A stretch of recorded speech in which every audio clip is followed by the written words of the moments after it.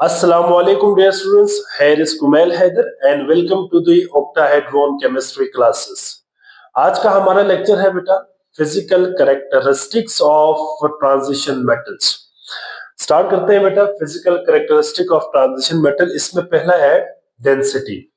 देखिए transition metals की अगर हम डेंसिटी की बात करें ना बेटा, तो डेंसिटी बेसिकली डिपेंड किस पे करती है, मैस और वॉल्यूम के ऊपर। देखिए as we know that the density of any substance is the mass per unit volume. ठीक है, मैस पर यूनिट वॉल्यूम होता है। ठीक है, मतलब एक पर्टिकुलर वॉल्यूम के अंदर कितना मैस किसी भी सब्सटेंस का आया हुआ है वही उसकी डेंसिटी होती है। अब ट्रांजिशन मेटल की डेंसिटी क्या है और इसकी ट्रेंड क्या होगा 3D सीरीज में left to right in period, और इसके अंदर एक इंपॉर्टेंट क्वेश्चंस भी है या एक एक्सेप्शन भी है जिसको आपने यहाँ पे याद रखनी है, उसको अंडरस्टैंड करनी है। तो स्टार्ट करते हैं बेटा। डेंसिटी क्या है बेटा, यहाँ पे density of metal is the mass per unit volume expressed in the ग्राम पर क्यूबिक सेंटीमीटर। देखिए इसको हम एक्सप्रेस करेंगे बेटा किसमें, ग्राम पर सेंटीमीटर क्यूब में। यहां पे मैं इसको मेंशन कर लेता हूं, ग्राम पर सेंटीमीटर क्यूब में हम इसको क्या करेंगे, एक्सप्रेस करेंगे। It is an important physical property of metal which shows how closely the metal atoms are packed in metallic lattice। अच्छा, ये डेंसिटी हमें ये भी बताती है या ये इंफॉर्मेशन देती है कि एक मेटालिक लैटिस के अंदर मेटल की जो क्लोज पैकिंग है वो कितनी है, ज्यादा क्लोज पैकिंग है या कम क्लोज पैकिंग है। इसके हवाले से बेसिकली हमें ये इंपॉर्टेंट जो है इंफॉर्मेशन भी देती है। या सिंपल हम यहाँ पे कह सकते हैं कि मेटल की जो क्लोज पैकिंग है, अगर हम इसकी बात करें, फॉर एग्जांपल ये हमारे पास एक ट्रांजिशन मेटल है और इसका साइज फॉर एग्जांपल स्मॉल है। ठीक है, और इसमें अगर हम क्लोज पैकिंग देखें तो वो इस तरह से मेटालिक लैटिस के अंदर मेटल्स जो है वो क्लोजली क्या होंगे, यहाँ पे पैक्ड होंगे। अब यहाँ पे क्लोजली पैक्ड होने की वजह से जो वाइड्स है या इंटरस्टाइसिस है या जो स्पेस यहाँ पे आपको नजर आ रही है मेटालिक लैटिस के अंदर, ये वाली जो स्पेस है यहाँ पे क्या है बेटा, लेस स्पेस। ठीक है, यहाँ पे स्पेस बहुत कम है। इसके बरक्स अगर हमारे पास एक ऐसा मेटल है जिसका साइज थोड़ा सा बड़ा है, तो साइज बड़ा होने से क्या हो जाएगा बेटा, साइज बड़ा होने से ये इंटरस्टाइसिस भी है क्या हो जाएंगे, लार्ज हो जाएंगे। और जब इंटरस्टाइसिस लार्ज हो जाएंगे ना बेटा, तो यहाँ पे याद रखिएगा पैकिंग क्या हो जाएंगे, लूज हो जाएंगे। यहाँ पे हाई क्या होंगे बेटा, हाई स्पेस होंगे, या इसी को हम क्या कहते हैं, वाइड्स। इसी को हम वाइड्स कहते हैं। ठीक है, they are known as voids. अब इसमें अगर आप जरा देखें तो ये जो पहला हमारे पास ये जो मैंने एटम बनाई है, इसकी डेंसिटी क्या होंगे बेटा, इसकी डेंसिटी हाई होंगे।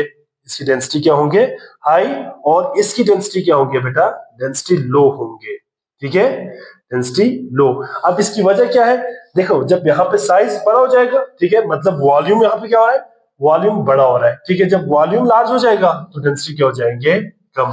यहाँ पे देखें तो वॉल्यूम क्या है बेटा, यहाँ पे कम, स्पेस कम है। ठीक है, तो यहाँ पे क्या हो जाएंगे, वॉल्यूम कम होने की वजह से डेंसिटी बढ़ जाएंगे। और रिमेंबर दैट जितना स्पेस कम होंगे, वाइड स्मॉल होंगे, उतना ज्यादा क्लोज पैकिंग होगा, और जितना ज्यादा क्लोज पैकिंग होगा बेटा उतनी ज्यादा उसकी डेंसिटी होगी। और जितना ज्यादा हाई स्पेस होंगे, जाहिर बात है बेटा वॉल्यूम बहुत ज्यादा बड़ा होने की वजह से इंटरस्टाइसेस भी ज्यादा लार्ज हो जाएंगे, as a result loosely packing होंगे। ठीक है, यहाँ पे पैकिंग क्या होंगे, लूज होंगे, और यहाँ पे पैकिंग क्या होंगे बेटा, टाइट पैकिंग होंगे। एज अ रिजल्ट जिसके अंदर जो है क्लोज पैकिंग है उसकी डेंसिटी ज्यादा हो जाएंगी, और जिसकी जो पैकिंग है वो अगर लूज है तो उसकी डेंसिटी क्या हो जाएंगे बेटा, कम हो जाएंगे। ठीक है, तो ये पॉइंट आपने याद रखनी है। इसके बाद आता है बेटा ट्रेंड। अब देखिए ट्रेंड की अगर हम बात करें तो जनरली जो ट्रांजिशन मेटल है, इसमें हम क्योंकि 3D सीरीज की बात कर रहे हैं, तो इसमें जनरली इंक्रीज होता है, ठीक है, डेंसिटी जनरली क्या हो जाएंगे बेटा, इंक्रीज हो जाएंगे। आल तो कुछ एक्सेप्शन यहाँ पे है, लेकिन जनरली क्या हो जाएगा, और आल इंक्रीज होता है। तो हम यही पॉइंट यहाँ पे डिस्कस करेंगे। The density of 3D series generally increases as we move from left to right in the period, ठीक है। जब हम left to right in period 3D series में मूव करेंगे तो उनकी डेंसिटी जनरली क्या हो जाती है बेटा, इंक्रीज हो जाती है। अब इसकी रीजन क्या होंगे बेटा, what is the reason behind this, देखें, इंक्रीजिंग इन एटॉमिक मास। एक तो आपको पता है कि लेफ्ट टू राइट हम मूव करेंगे तो एटॉमिक मास क्या हो जाएगा, इंक्रीज हो जाएगा। अब एटॉमिक मास इंक्रीज क्यों होता है, एटॉमिक मास इंक्रीज होता है due to increase in the proton and neutron number, ठीक है, increase in proton and neutron number. ये इंक्रीज होने की वजह से क्या हो जाएगा, एटॉमिक मास बढ़ेगा। जब ये बढ़ेगा तो क्या करेगा, which leading the heavier nuclei, as a result क्या हो जाएगा, न्यूक्लियस हैवी हो जाएगा, मास बढ़ जाएगा, तो डेंसिटी क्या हो जाएंगे बेटा, ज्यादा हो जाएंगे, ठीक है। दूसरा पॉइंट क्या है बेटा, decrease in the atomic radius. यहां पे ना बेटा एटॉमिक रेडियस क्या हो जाएंगे, डिक्रीज हो जाएंगे। क्यों डिक्रीज हो जाएगा बेटा, across the period due to the increasing nuclear charge। अब जाहिर बात है न्यूक्लियस की चार्ज इंक्रीज हो रही होती है, which pulls the electronic clouds closer। जाहिर बात है जब न्यूक्लियस की चार्ज अट्रैक्शन बढ़ जाएगी तो वो इलेक्ट्रॉनिक क्लाउड्स को क्या करेगा, अपनी तरफ ज्यादा अट्रैक्ट करेगा। ज्यादा अट्रैक्ट करने की वजह से क्या हो जाएगा, साइज क्या हो जाएंगे बेटा, या वॉल्यूम क्या हो जाएंगे एटम का, वो डिक्रीज हो जाएगा। तो हम यहाँ पे कह सकते हैं pulls the electron clouds closer, thereby reducing the size या वॉल्यूम ऑफ द एटम्स। अब इसकी एक ग्राफिकल एक्सप्लेनेशन हम करते हैं 3D सीरीज की। ग्राफिकल रिप्रेजेंटेशन अगर हम करें तो बेटा यहाँ पे जो 3D सीरीज है हमारे पास, वो कौन कौन से यहाँ पे एलिमेंट्स होंगे 3D सीरीज में।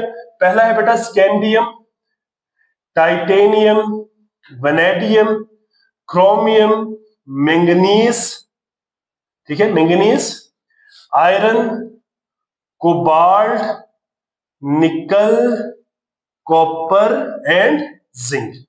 ये ऐसा है, ठीक है। अब हम इसको अगर हम जोड़ दें तो आपके पास ये कर्व आ जाएगा, ग्राफ आ जाएगा। ये देखिएगा स्कैंडियम का आपके पास यहाँ पे इंक्रीज हो रहा है, फिर स्कैंडियम से टाइटेनियम की तरफ जाएंगे तो और इंक्रीज हो जाएगा, टाइटेनियम से वेनेडियम जाएंगे और इंक्रीज हो जाएगा, ये क्रोमियम में यहाँ पे मैक्सिमम हो जाएगा, ठीक है। इसके बाद क्या हो जाएंगे, मैंगनीज की केस में डिक्रीज हो जाएगा, फिर आयरन के केस में क्या हो जाएंगे बेटा, इंक्रीज हो जाएंगे, फिर कोबाल्ट की केस में इंक्रीज हो जाएंगे, ठीक है। फिर कोबाल्ट और निकल तकरीबन तकरीबन बराबर हो जाएगा, ठीक है। इसके बाद कॉपर की फिर इंक्रीज हो जाएंगे and then sharply decrease in the case of zinc, ऐसा आ जाएगा। अब इसकी रीजन क्या है, देखिए आपने एक चीज याद रखनी है बेटा, यहाँ पे दो चीजें मैं यहाँ पे एक्सप्लेन आपको करूंगा। एक है बेटा हमारे पास यहाँ पे कौन सा बेटा, जिंक ये वाली, और दूसरा है मैंगनीज। अब आप इन दोनों के अंदर जरा गौर से देखें तो यहाँ पे ना बेटा और इसमें, इन दोनों की अगर हम बात करें, मैं इसको थोड़ा सा यहाँ पे पॉइंट बनाने के लिए यहाँ पे मैंने जगह बनाया, इन दोनों में अगर आप जरा देखें तो हाफ फिल्ड डी ऑर्बिटल है और कंप्लीटली फिल्ड डी ऑर्बिटल है। इस केस में क्या है, जिंक की केस में क्या है बेटा, इस केस में कंप्लीटली फिल्ड है, कंप्लीटली फिल्ड डी ऑर्बिटल, ठीक है। और इस केस में क्या होगा बेटा, अगर आप मैंगनीज की केस की बात करें तो हाफ फिल्ड डी ऑर्बिटल्स, ठीक है। ये अब आप जरा पॉइंट को अंडरस्टैंड करें। अब एक में आपके पास कंप्लीटली फिल्ड डी ऑर्बिटल्स है और दूसरे में हाफ फिल्ड डी ऑर्बिटल्स है। याद रखिएगा जब हाफ फिल्ड डी ऑर्बिटल होंगे या कंप्लीटली फिल्ड डी ऑर्बिटल्स होंगे तो ये मेटल एटम्स अपने इलेक्ट्रॉन्स को मेटालिक लैटिस के अंदर मेटालिक बॉन्डिंग में पार्टिसिपेट नहीं करवाएगा।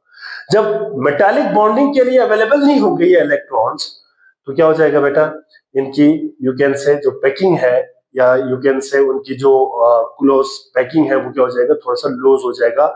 एज अ रिजल्ट वॉल्यूम थोड़ा सा बढ़ जाएगा तो डेंसिटी क्या हो जाएगी, कम हो जाएगी, ठीक है। तो यही रीजन यहां पे भी मैंने डिस्कस किया है। The density of manganese and zinc are irregular, यहां पे इरेगुलर है, लेकिन यहां पे बात करते हैं कि zinc has lower density due to completely filled D orbital, ठीक है, reception leading to the weaker metallic bonding and less efficient packing, मतलब इसकी पैकिंग जो है वो लूजली हो जाती है। एज अ रिजल्ट क्या हो जाएगा बेटा, जब पैकिंग लूज हो जाएगा तो जाहिर बात है वहां पे स्पेस आ जाएंगे, ठीक है, वाइड्स बड़े हो जाएंगे, ठीक है। एज रिजल्ट क्या हो जाएंगे बेटा, डेंसिटी डिक्रीज हो जाएंगे, ठीक है। अब आपको पता है कि मेटालिक बॉन्डिंग में क्या होता है, मेटालिक बॉन्डिंग में जो मेटालिक लैटिस के अंदर जितने भी मेटल एटम्स होते हैं वो अपने इलेक्ट्रॉन्स को लॉस कर देता है इस तरह से, यहाँ पे इलेक्ट्रॉन्स लॉस हो जाते हैं बेटा, सारे इलेक्ट्रॉन इस तरह से लॉस कर देते हैं, ठीक है। अब जितना ज्यादा मैक्सिमम इलेक्ट्रॉन लॉस होंगे, ठीक है, यहाँ पे मैक्सिमम इलेक्ट्रॉन यहाँ पे अवेलेबल होगा फॉर मेटालिक बॉन्डिंग, ठीक है, वहां पे मेटालिक बॉन्ड की स्ट्रेंथ क्या हो जाएगी, मेटालिक बॉन्ड की स्ट्रेंथ वहां पे ज्यादा हो जाएंगे। एज अ रिजल्ट जो पैकिंग है वो बहुत ज्यादा एफिशिएंट होता है, बहुत ज्यादा क्लोज पैकिंग होता है due to this metallic metallic bonding, ठीक है। इस मेटालिक बॉन्डिंग की वजह से एफिशिएंट पैकिंग हो जाती है। जब एफिशिएंट पैकिंग होगी तो डेंसिटी क्या हो जाएगा, ज्यादा हो जाएगा।